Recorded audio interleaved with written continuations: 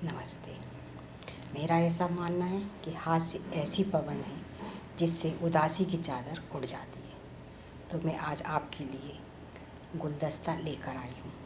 मैंने हास्य रचनाएँ लिखी हैं और जिस नाम से इनका संग्रह किया है उसका नाम है गुलदस्ता। अपने इस गुलदस्ते में मैंने कुछ छोटे, कुछ बड़े, रंग बिरंगे हास्य रूपी फूल इतने करीने से सजाए हैं कि ये बहुत सुंदर बन गया है।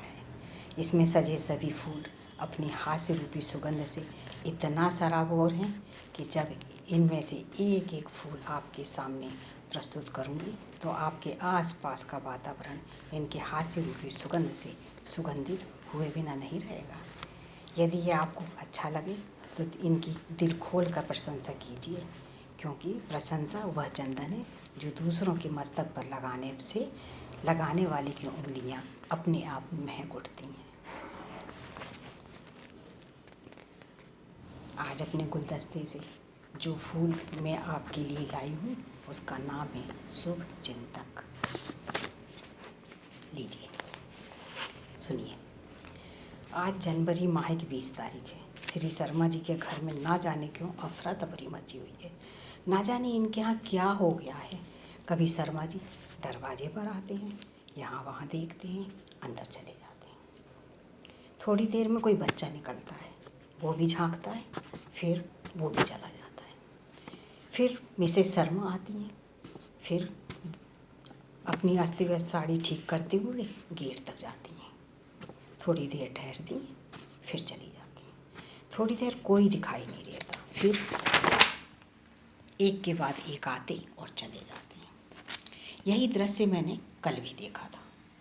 सुबह से लेकर शाम को लगभग 6-7 बजे तक चला होगा।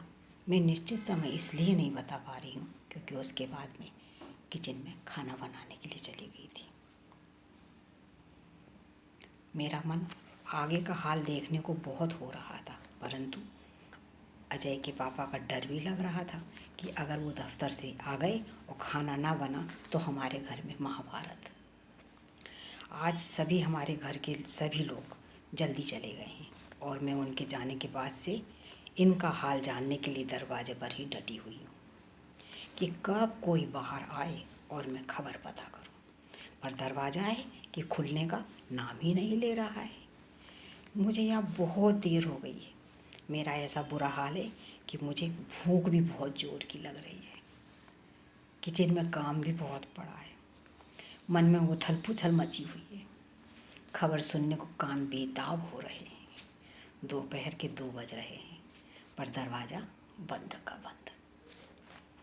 अब इंतज़ार की घड़ी ख़त्म हुई, क्योंकि अब मुझसे और इंतज़ार नहीं हो रहा है। मैंने भी ठान ली है कि अब मुझे उनके यहाँ जाकर पता करना ही होगा कि आखिर हुआ क्या है। और अब मैं शर्मा जी के दरवाजे के सामने आकर खड़ी हो गई। मैंने भी आओ देखा ना ताओ और ज़ोर से उनकी कॉल बेल बजाई।